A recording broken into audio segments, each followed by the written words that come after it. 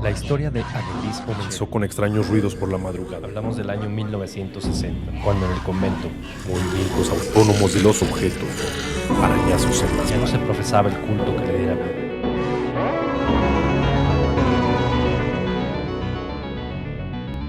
Hablemos de terror. Hola terroríficos, ¿cómo les va? Muchas gracias por su apoyo. Sean bienvenidos a este espacio donde tratamos de desconectarnos de la rutina diaria y disfrutar de un relato de terror. Los invito a que se preparen su bebida favorita, se relajen e imaginen que son parte del relato. Si quieren compartirnos alguna experiencia, no duden en contactarnos en nuestro Facebook, Instagram o al correo oficial. Les dejo los datos en la descripción. Como siempre, les recomiendo el uso de audífonos para una mejor experiencia. Volumen arriba, apagar la luz y disfrutar. Esto es, Hablemos de Terror. Bienvenidos.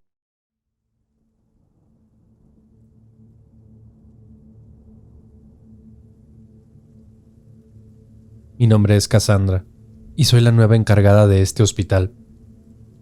Por falta de personal, llegué a este lugar, aunque debo confesar que no es un trabajo que sea de mi agrado o que yo haya deseado, pero las circunstancias me trajeron hasta aquí.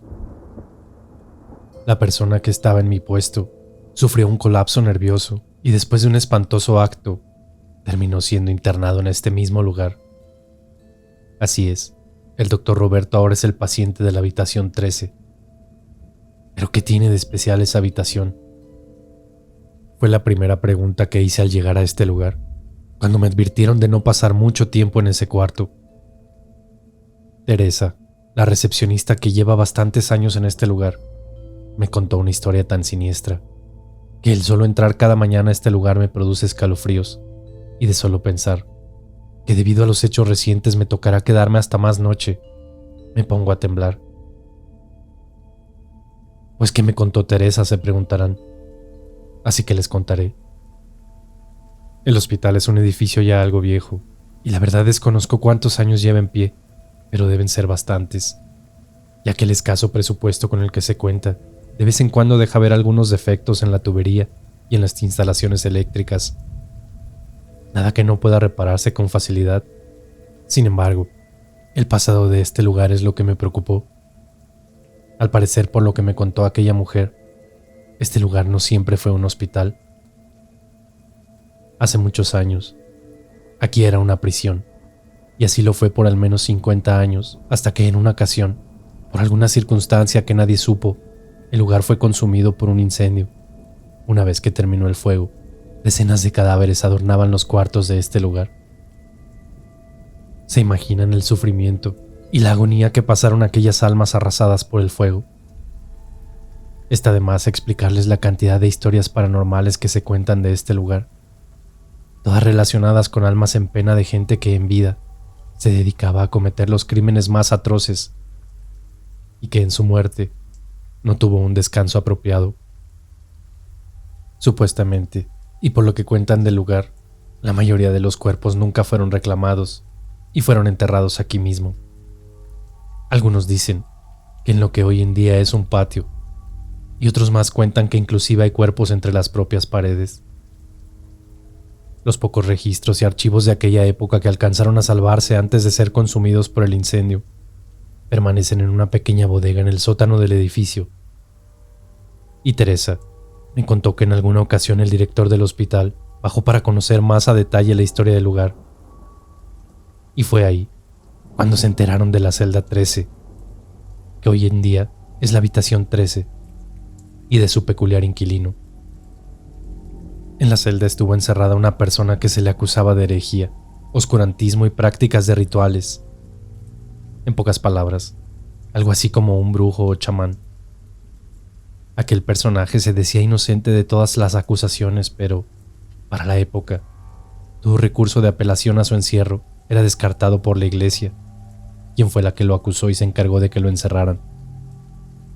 En ese entonces coincidió que la celda disponible era la número 13, que para muchos el propio número es sinónimo de superstición, pero era algo que en aquel entonces no tomaron en cuenta. Según la señora Teresa, Y digo según porque no comentó la fuente y solo se basó en supuestos y en el típico dicen. Ella dijo que se decía que al reo le torturaban todos los días por sus creencias y prácticas. Era tanto lo que le hacían, que supuestamente en algún momento, en un pacto satánico, le ofreció su alma al diablo con tal de vengarse de aquellos que le torturaban y de quienes lo habían encerrado en este lugar. Mientras él realizaba el supuesto ritual, fue cuando el edificio ardió en llamas, cobrando la vida de muchas otras personas, que en cierta manera quedaron atadas al ritual cometido por el reo aquel. Después de aquel incendio, el edificio fue restaurado y convertido en hospital psiquiátrico, y en un principio era atendido por algunas hermanas de un convento y por algunos cuantos médicos. Pero la cantidad de energía negativa acumulada en el lugar terminó dejando encerrados en este lugar a muchos de quienes aquí laboraban, quienes terminaban perdiendo la cabeza por las supuestas apariciones, ruidos y voces que por las noches transformaban este lugar en un siniestro espacio lleno de maldad. Con el paso del tiempo, la actividad paranormal al parecer fue disminuyendo hasta el grado de pasar desapercibida, o simplemente los empleados, y sobre todo los de seguridad que permanecen por las noches, solo hacían caso omiso de cualquier situación extraña, adjudicando cualquier situación con defectos en instalaciones eléctricas o cosas por el estilo. Después de escuchar toda esa historia, no sabía ni cómo reaccionar, aunque aún me quedaba la duda de qué más había pasado en la habitación número 13, o por qué debía cuidarme de entrar en ella.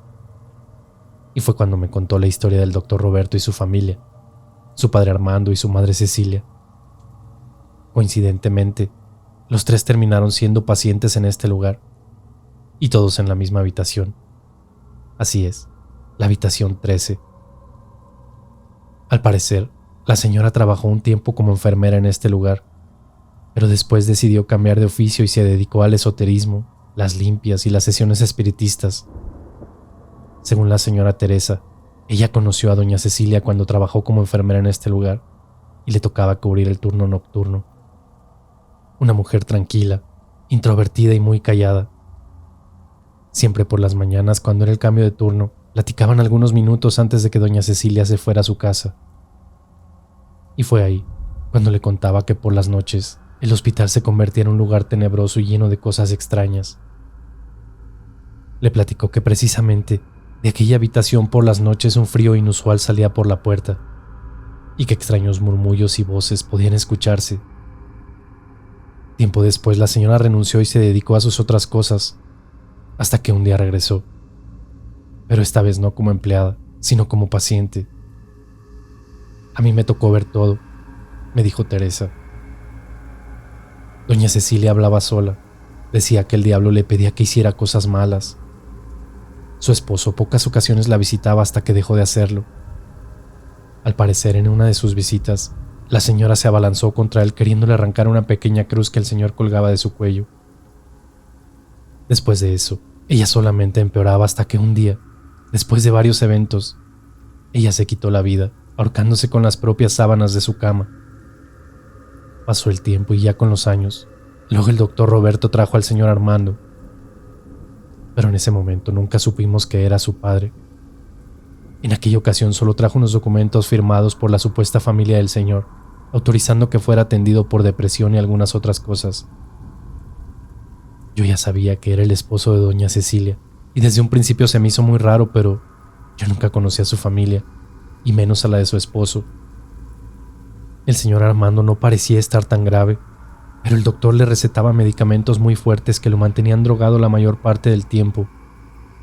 Cuando lo trajo, inclusive cambiaron a la paciente del cuarto 13, una muchacha, Michelle.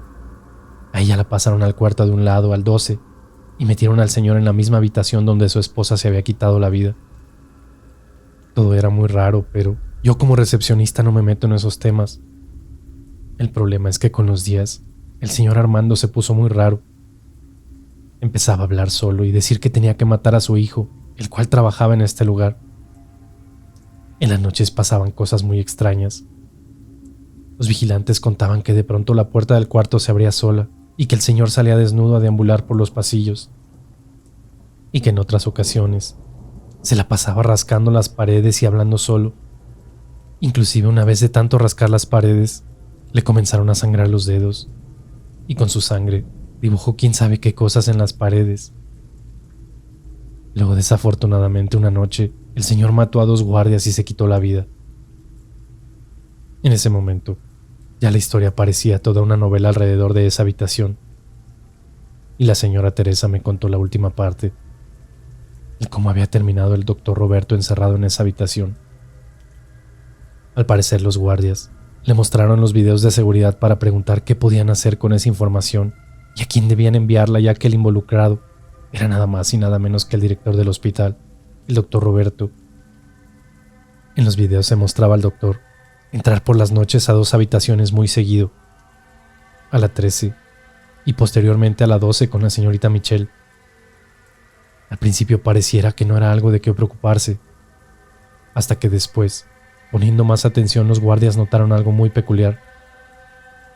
A los días de entrar a la habitación, el doctor se quedaba dentro, hablando solo. Luego por momentos se quedaba parado en la puerta mirando hacia afuera y después se giraba para quedarse mirando a la cámara de seguridad fijamente por varios minutos. Cuando le contaron eso, ella tampoco sabía a quién pudieran hablarle para pedir ayuda o pedirle que vieran los videos, ya que las autoridades siempre han tenido muy abandonado el lugar y prefieren no meterse en trámites y cosas de burocracia, tratando de suplir a los encargados de este lugar. Teresa fue en varias ocasiones a platicar con la muchacha de la habitación 12, con Michelle, para preguntarle a qué iba el doctor Roberto a su habitación por las noches. Pero ella solo le decía que entraba para desearle pronta recuperación y dar las buenas noches como rutina a todos los pacientes del lugar, nada que le preocupara al principio. El problema fue cuando Teresa se puso a investigar al doctor y dio con su familia. Se enteró que tanto la señora Cecilia como el señor Armando eran sus padres, y de inmediato alertó a la muchacha de la habitación para que reportara cualquier cosa rara que notara con el doctor. La chica se mantuvo en silencio por algunos días, hasta que la conducta del doctor Roberto fue completamente inapropiada. Al parecer, un día los guardias notaron que por la mañana el doctor entró con una grabadora a la habitación de la joven, lo cual les pareció normal y de rutina, ya que él había comenzado un programa de documentación de todos los casos del hospital. Pero ese mismo día por la noche, el doctor nuevamente se apareció en las grabaciones, repitiendo aquella extraña rutina. Entró a la habitación 13 y se mantuvo mirando hacia la puerta por unos minutos, para luego girarse y mirar fijamente a la cámara de seguridad por otro par de minutos. En un instante la cámara solamente registró estática y la cámara del pasillo mostraba las luces destellando. Momentos después se aprecia al doctor saliendo de la habitación, completamente desnudo y solo con una grabadora y con algo más empuñándolo en su mano, para entrar así a la habitación de la joven. Cuando los guardias llegaron a la habitación, tuvieron que patear la puerta en distintas ocasiones para lograr abrirla. Al parecer, el cuerpo de aquella mujer yacía tendido al pie de la puerta después de haber sido apuñalado en distintas ocasiones por el doctor Roberto. El doctor permanecía en un rincón de la habitación, en posición fetal, vociferando extrañas palabras. Al parecer no estaba consciente de lo que acababa de suceder, y fue amarrado e introducido en la habitación de a un lado, la 13. El resto ya me tocó verlo a mí. La otra noche, mientras hacía mi ronda antes de irme a descansar, escuché a Roberto vociferando detrás de la puerta. Al asomarme para ver de qué se trataba, noté que se había cortado las yemas de los dedos, probablemente después de estar rascando las paredes en repetidas ocasiones. Al preguntarle qué le había pasado, parecía no recordar nada y aseguraba que hablaba con la chica de la habitación contigua, a quien él días antes había asesinado. Cuando los enfermeros llegaron para aplicarle una fuerte dosis de calmantes, en un instante pareciera que había sido poseído por algo. Vociferaba cosas extrañas y lanzaba amenazas al aire. Entre esas amenazas, claramente me dijo: Cassandra, tú eres la siguiente huésped de esta habitación.